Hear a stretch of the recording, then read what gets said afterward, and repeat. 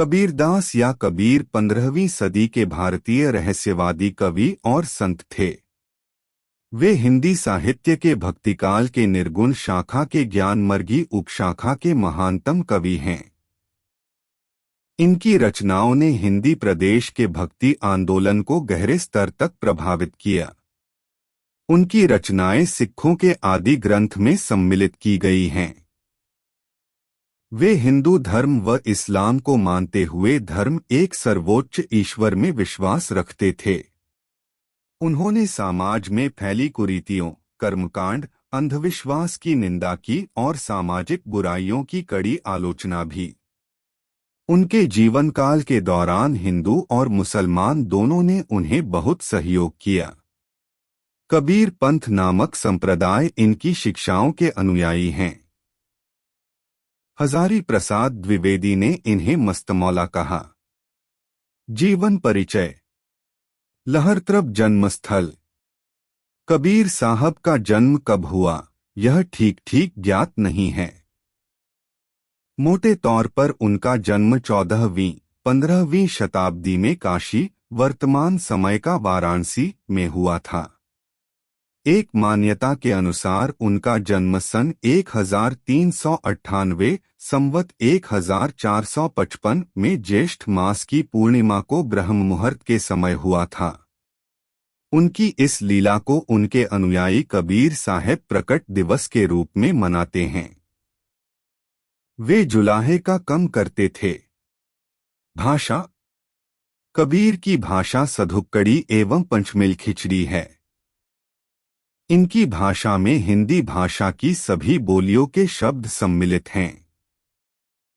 राजस्थानी, हरियाणवी, पंजाबी, खड़ी बोली, अवधी, ब्रजभाषा के शब्दों की बहुलता है। ऐसा माना जाता है कि रमैनी और सबद में ब्रजभाषा की अधिकता है, तो साखी में राजस्थानी व पंजाबी मिली खड़ी बोली की। कृतियां। क्षितिमोहन सेन ने कबीर साहेब जी द्वारा लिखित मुख्य रूप से 6 ग्रंथ हैं। कबीर साखी। इस ग्रंथ में कबीर साहेब जी साखियों के माध्यम से सुरता, आत्मा को आत्म और परमात्म ज्ञान समझाया करते थे। कबीर बीजक। कबीर की वाणी का संग्रह उनके शिष्य धर्मदास ने बीजक नाम से सन 1464 में किया। इस ग्रंथ में मुख्य रूप से पद्य भाग है। बीजक के 3 भाग किए गए हैं। कबीर शब्दावली। इस ग्रंथ में मुख्य रूप से कबीर साहेब जी ने आत्मा को अपने अनमोल शब्दों के माध्यम से परमात्मा की जानकारी बताई है। कबीर दोहवाली। इस ग्रंथ में मुख्य तौर पर कबीर साहेब जी के दोहे सम्मिलित हैं।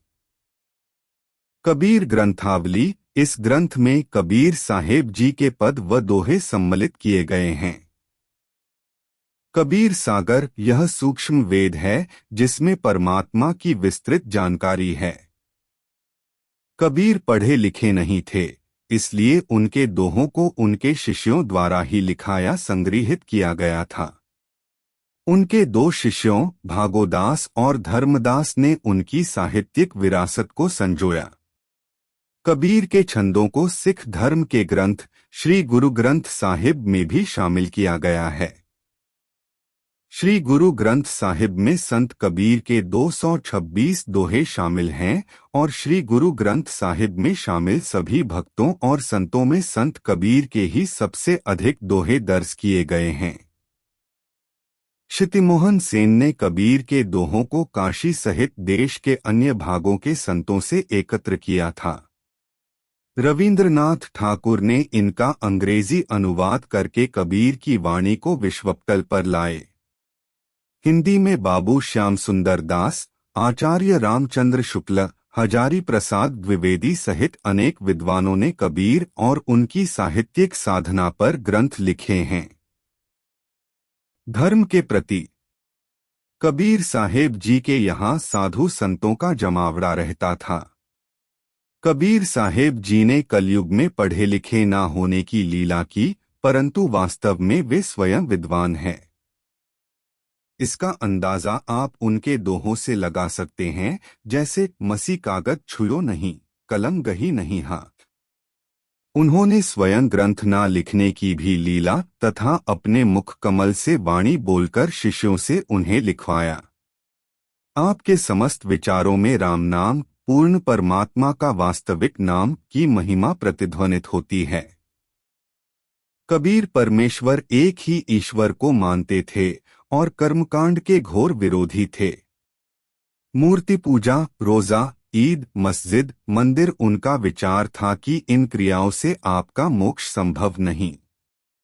वे कहते हैं, हरिमोर पियू मैं राम की बहुरिया, तो कभी कहते हैं हरि जननी मैं बालक तोरा।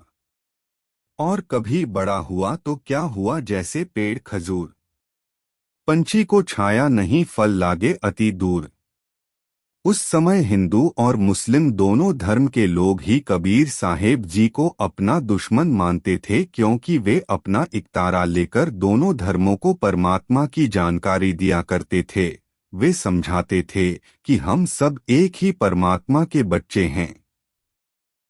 उन्होंने अपनी भाषा सरल और सुबोध रखी ताकि वह आम आदमी तक पहुंच सके। कबीर साहेब जी को शांतिमय जीवन प्रिय था और वे अहिंसा, सत्य, सदाचार आदि गुणों के प्रशंसक थे। अपनी सरलता, साधु स्वभाव तथा संत प्रवृत्ति के कारण आज विदेशों में भी उनका समादर हो रहा है। कबीर साहेब जी सिर्फ मानव धर्म में विश्वास रखते थे। पाहन पूजे हरि मिले तो मैं पूजों पहार, वाते तो चाकी भली पीसी खाए संसार। कबीर माया पापनी फंधले बैठी हटी, सब जग तो फंधे पड़या गया कबीरा काटी। अर्थ, कबीर दास जी कहते हैं कि यह पापिन माया फंदा लेकर बाजार में आ बैठी है। इसने बहुत लोगों पर फंदा डाल दिया है, पर कबीर ने उसे काटकर साफ बाहर निकल आए हैं। हरि भक्त पर फंदा डालने वाला खुद ही फंस जाता है। आप हमारे चैनल पर कबीर दास साहब के प्रसिद्ध दोहों को सुन सकते हैं। लिंक डिस्क्रिप्शन में है। वीडियो देखने के लिए धन्यवाद।